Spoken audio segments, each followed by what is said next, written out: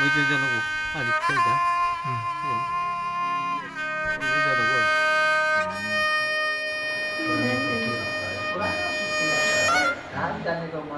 blood cancer बेरामजों नाख्रेबजानानै दं उषा बसुमतारिया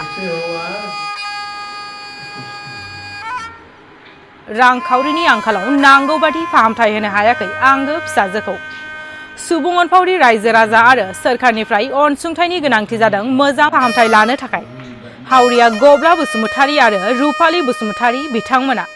सनापुर बड' गोजौ फरायसालियाव 10 थाखोआव फरायबाय थानाय समावनो ब्लाड केन्सार बेरामजों भुगिनांदों उषा बसुमतारिया गहपुर हालामनि सिङाव थानाय गरायमारि गामिनि थागिबि रुपाली बसुमतारि आरो गब्ला बसुमतारिनि आंगो फिसाजो उषा बसुमतारिया ब्लाड केन्सार बेरामजों नाख्रेबजानानै मोजां फाहामसालियाव फाहामथाय लानो हायाखै ओनसोलनि डाक्टार आरो गुवाहाटीनि केन्सार देहा फाहामसालियाव दिन्थिनायनि उनाव मिथिनो मोन्दों दि उषा बसुमतारिनि देहायाव केन्सार बेरामजों भुगिनांदों होननानै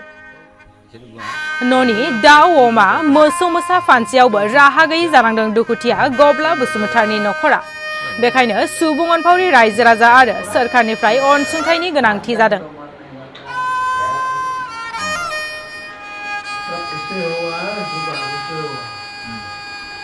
सुबुं अनफावरि नोंथांमोनहाबो बिनानावखौ फोथांनानै लाखिनायाव मदद खालामनो थाखाय नैबे एकाउन्ट हल्डार नेम समायना बसुमतारि एकाउन्ट नं 205220100010011264 IFSC PUN B02052220 एकाउन्ट नाम्बाराव नखरनि बिब'नि एकाउन्टआव सुख'हायै अनसुंथाइ हरनो हागोन गब्ला बसुमतारिनि फिसाजो उषा बसुमतारिया दा देग्लाय बे बोसोराव 10 थाखोआव सनापुर बर' हाइ स्कुलाव फरायनाय सासे फरायसा बियो हरखाबै मोनसे सिगाङाव गिबि माने हाथायाव ओंखाम जानो हाया बेबायदि हाथायाव सानाय जानानै बेराम जादोंमोन बिनिफ्राय बियो बेखौ लकेलनि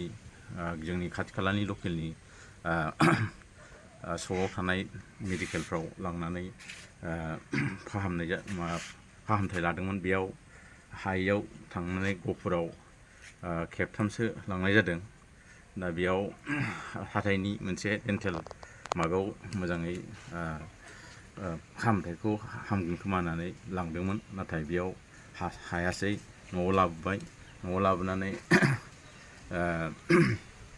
हाथाइजों थै गबाय थादों सानथामसोआव आरो सानथामनि उनाव बारा जानानै बिसिनायाव गोलैनानै थादों ओंखामबो जानो हायाखै दैबो लोंनो हायाखै बिदिनो गोब्राब जालांदों हरखाबै हाथाइजों थै गनाया अभार जानानै आनलिमिट माने थैया गलांबाय थादों आरोना बे गथ'आ बिराद गाज्रि अबस्थायाव दंमोन आंबो गुबुन जायगायावसो दंहैयोमोन फैनानै आङो नुफैबाय बिराद गाज्रि अबस्था हरसे आं ओइदिनखालि बेमारजों थाफादों बेयाव बिनिफ्राय आङो बिथोन होना गालांदों थाबैनो नोंसोरो गुबुन जायगायाव लांदो होननानै थिग बिदिनो JNRCआव लाना थांदोंमोन बेनिफ्राय दिनै JNRCनिफ्राय केन्सार हस्पिटालाव ट्रेन्सफार जानानै दिनै दा फाहामथायखौ होगासिनो दङ दा फाहामथायखौ होनायाव दा इसोरनि अननायाव जाहाथे एसे मोजाङाव फैबाय दा थेवब्लाबो दिनै बे न'खरनि अबस्थाया जोबोद गाज्रि बेनिखायनो